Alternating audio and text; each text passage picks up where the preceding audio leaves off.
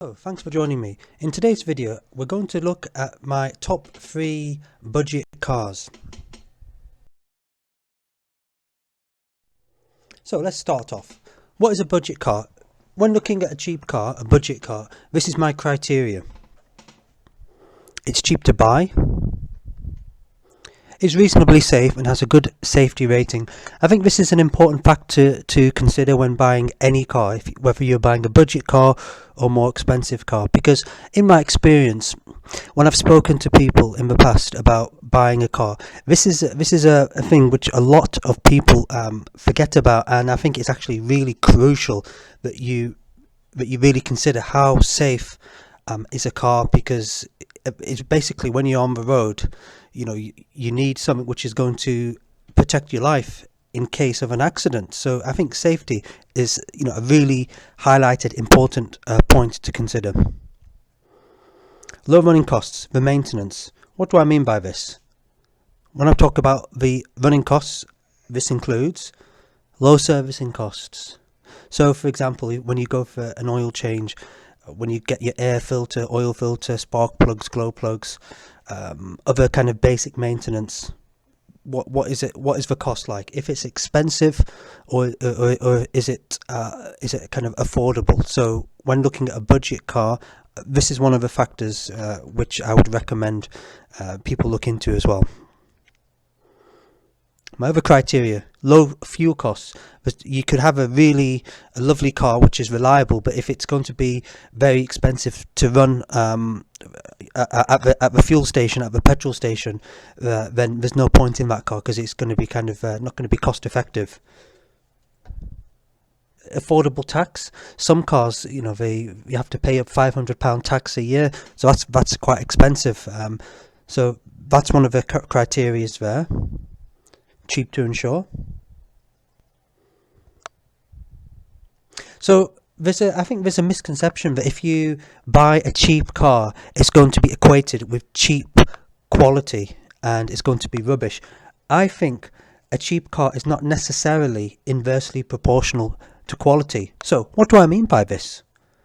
So in other words, cheap doesn't have to mean bad quality. You can have a cheap car and good quality and a safe car at the same time. I'm not talking about banger economics. So there's a concept called banger economics, where you buy the cheapest car you can possibly afford, or you can possibly find. You don't spend any money maintaining it, and then you basically just drive it into the ground. And then when it's basically not economical to kind of repair it, you just basically scrap it. So for example, if you paid say £100 for a car, had a host of problems, you drive it for a few months and then you just scrap it. I can see why some people would do that, because if you were to rent a car, it would be more expensive than the cost of buying a cheap car. But I'm not talking about kind of banger economics in this presentation, because if you buy, I think, a car which is kind of a banger in that respect, it's cheap for the reason that it's got a host of problems. It's not just for money which you have to spend maintaining it, it's the headache of having to do it, the time, so I'm not talking about banger economics. In this presentation, I'm talking about cars which are inexpensive to purchase, but they're good, they represent good value. So I'd just like to first of all make a disclaimer before I actually go into the presentation, that the views expressed in this presentation are my subjective opinions based on experience of ownership. As always, I would recommend that you do not take these as facts. I'm not a mechanic.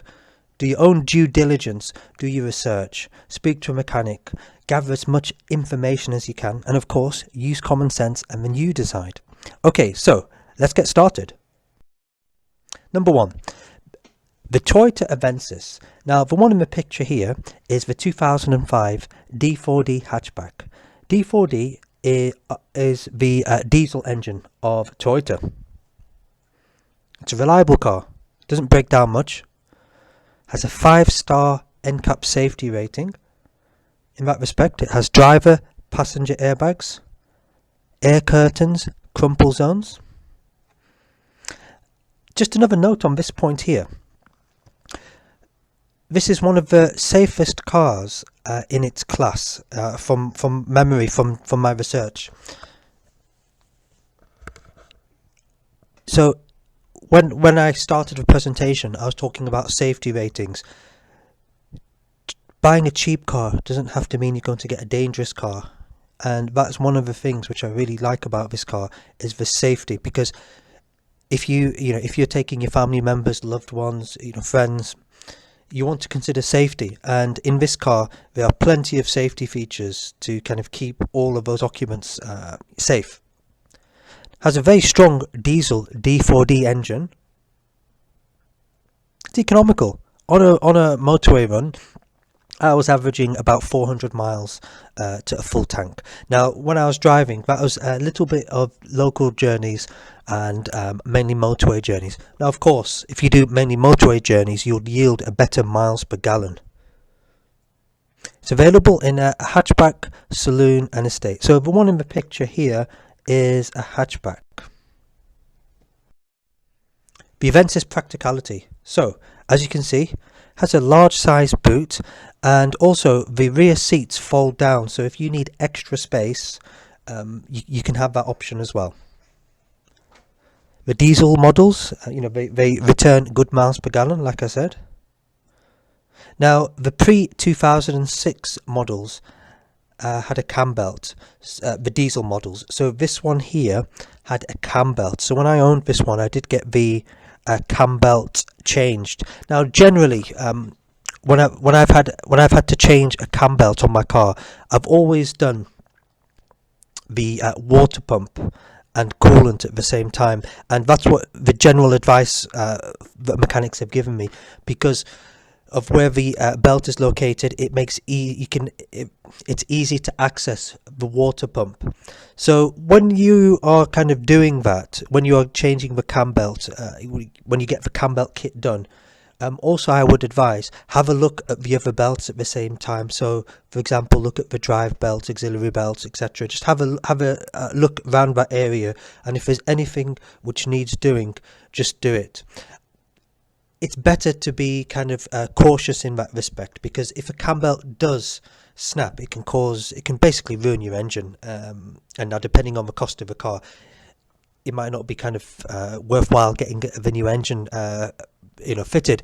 So when doing a cam belt, I actually like to be on the more cautious end and do a cam belt before the scheduled maintenance, just for peace of mind as well. And then when you're driving, you know that it's not going to snap on you. So that's something which I would be mindful of. This car is also available in the petrol VVTi engines, which is chain driven. So if you do opt for a petrol version, you don't have to worry about cam belt because it's got none. So let's have a look at the seats here. The seats provide good support. They are comfortable. They are of a reasonable size. When I had this car, I felt as if I had enough space in the car, and they are quite comfortable seats in that respect.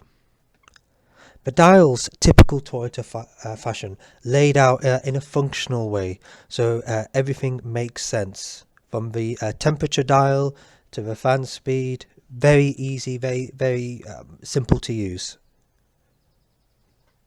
Has a multifunction steering wheel, which has got radio functions. Very easy to use, quite intuitive. It's cheap to buy as well, and because you can actually depends on kind of how cheap you want to go. Obviously, if you spend a bit more, you can get a low mileage one. But if you buy if you come across a high mileage car, which has been well maintained, and especially if it's maybe a 1 or 2 owner car, I would not be put off too much about with the mileage. The finish, I think, is very good on the Avensis. It feels solid, and I really liked this car. Now, if you look at the gear stick there on this picture, you'll notice that the gator is coming down. That's because this car, the gear stick was used quite a lot. Now, this is a sign of the mileage. Can you guess what the mileage is? My one had 270,000 miles on this when I sold it. So this one here, 270,000 miles. Can you believe it? It was, this is kind of shows that if you look after a car, it will kind of reward you with reliability. And it feels solid. The Avensis is one of the Toyotas which I really like the feel of. Now, what defines like a solid car for me is when you get in, the doors are reasonably heavy. They have that reassuring clunk. The plastics inside feel of a good quality, and this is what I mean by it feels like a solid car. It's a heavy car. So this is what I liked about the Avensis. Sorry, it says goof all-rounder. It's a good all-rounder there, so that's a typo there. So it's a good all-rounder. Next one, the Toyota Corolla. Now, the one in the picture here is the estate version. So this is a bit, if you're in the market for one of these, you'll find that these are a bit harder to come by. Like lots of Toyotas, very reliable. Cheap to run, the servicing costs are kind of very affordable. The tire size, so when you buy a car, if you need to replace the tires, if you buy the Corolla, the tires are actually very reasonable on price. I'm quite cautious when it comes to safety, so I always try to go for the best tires that I can afford when I have to replace them. Now, when you buy tires, it depends really on what your preference is. Do you want tires which are kind of longer lasting? Do you want tires which provide the maximum grip? Now, ideally, we want everything. Now, when you do research, and when I've done research, I found it's not possible to have everything in tires. So, for example, something which has excellent road grip in all conditions, in wet and dry, a tire which is hard wearing, a tire which has very strong sidewalls. I mean, it's kind of a compromise. So when going for tires, one of the brands which I have found on a number of cars to work for me are Bridgestones, because the sidewalls are very strong. So if you're doing, for example, local journeys, you're going to school, dropping the children off at school, sometimes tires, when they go next to the curb, the sidewalls can be prone to getting kind of dented, getting cut. But I found with Bridgestones in particular, this is not the case. They tend to be kind of hard wearing. So the trade-off is that maybe the grip is not as good as maybe say something like as a Continental. Continental tires, I found them to be fantastic grip, but the compound seems to have been kind of softer in that respect. So yeah, that's just my preference there. So, consider tyre at the cost of tyres as well, and go for the best that you can find. Economical, returns decent miles per gallon. Easy to drive. So, this is the Corolla engine bay. This one here is a petrol 1.6 naturally aspirated VVTi engine. It's chain driven, so there's no cam belt to worry about. Typical Toyota, rev happy, so it's very revvy. When you accelerate, it kind of goes up. The rev goes through revs quite quickly, but this means you have to give it a bit more juice, a bit more gas when you're driving to get through the rev range. Returns good miles per gallon. Has a 5-speed manual gearbox, also available in automatic, but I think they're a bit harder to come by. This is a cockpit. User friendly. The dials are within easy reach. You have the temperature control. With the dial, you go from left, which is a cold setting, to right, which is a warmer setting. So you kind of just turn the dial to your kind of to your desired setting, and then leave it there. You've got the fan speed, and then you've got the fan direction. Then you have the vents there, so you can direct it towards a passenger, up, down, whatever you like. Very, very easy to use. User friendly. Functional. I think the finish is quite a nice finish. It's reasonable quality. I would say It's the Avensis is a nicer finish than the Corolla, but bearing in mind the price point of this car, I think that is reflected. So it's not. I wouldn't say it's superb and outstanding. I'd say it's reasonable. You know, it's better than the Toyota Corollas of old. And when I'm talking about I'm talking about the 1980s, 1990s Corolla. You know, this is of a reasonable quality. Now, despite this being a estate, is that the size is actually very easy to maneuver. So if you go for the hatchback or the saloon version, you'll probably find that is easy for you to control. It's if you go for the hatchback, for example, or the saloon, it will be very easy to park. Now, with the estate, what I liked about this one is that the space is actually quite reasonable. It's quite decent for a car of its size. It's a small car, but before I bought this car, I sat in the back seat and I had quite a lot of room, you know, a lot of head space, and I'm about 5'11", and I had plenty of space. So it's bigger than you think if you're after one of these estates from the inside. So let's move on to the next one. The Toyota Prius, this is the second generation. Now, first of all, I'd say if you're comparing this car to the other cars, this would be probably the most expensive. So it is a bit more expensive to buy in the short term, but in the longer term, over time, this will be offset by the savings you make in having lowering running costs. So this should yield a return on your investment. So the money which you pay, you'll recoup it by having low running costs. So let's have a look. Returns excellent miles per gallon. So on average, I was getting about 400 miles to a tank. So it's a small tank, so it's good miles per gallon. Very cheap road tax here in the UK for this particular model, for this particular generation, the Gen 2. It's only about £10 to £20 per year, so it's very cheap on road tax.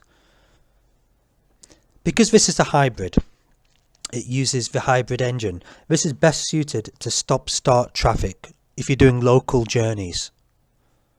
It uses a CVT, which is the automatic gearbox, very easy to drive.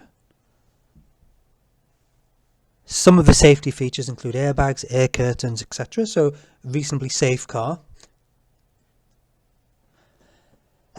Pardon me. Has a large boot. The seats can fold down, giving you more space if needed. So, inside the cabin. I like it because it's a simple, clean design. I think it's futuristic looking. The functions are carried out via the screen, including air conditioning, fan speed, temperature, etc. So that's where all the functions pretty much go through that screen at the front. Has a multifunction steering wheel, again very easy to use. It has two large cup holders which fold away when they're not being used. There's lots of space for the driver and passengers. And let's move on to the summary. What I like about these Toyotas is that they have been designed with functionality in mind. So form follows function. So in other words, it seems that the function and practicality of these cars takes precedence over the looks. All are good and provide a variety of benefits to suit your need. If you do lots of local stop-start driving, I would go for the Prius because that's really essentially what it's been designed for.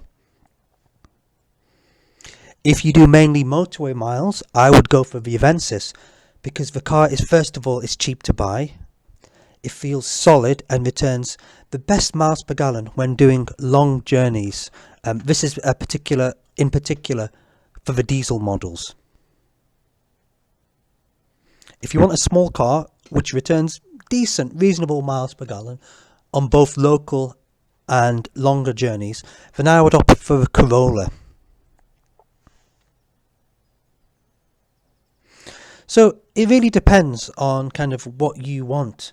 Um, Buying a car is also subjective. What I may think, for example, from these three, if you want to save money and you're not going to keep the car for very long, so maybe 6 months to a year, I would really go for the Avensis, because for myself, I do quite a bit of motorway miles. And from those three cars, I like the Avensis's build quality the most. It feels solid. And for me, that is reassuring. Backed up with a 5-star NCAP safety rating, for me, it makes a no-brainer. However, if you're going to keep the car for a longer time, then it makes sense really maybe to get the Prius, because of the costs in because of the saving costs which you'll make. And also one of the things to factor in is what is a resale value.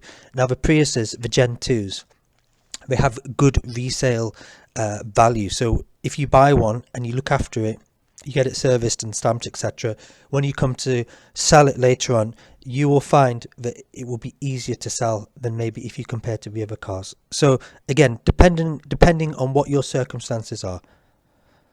So again, just like to say again that the views expressed in this presentation, they are my subjective opinions based on experience of ownership. So do not take these as facts. I'm not a mechanic. I'd recommend please do your own due diligence, do your research, speak to a mechanic, speak to people who have owned these cars, gather as much useful information as you can, and then ultimately you decide. So thank you very much for listening. If you have any comments, please put them in the chat box below. I'll be happy to answer them. Please share, like, and subscribe. And until next time, take care and bye bye.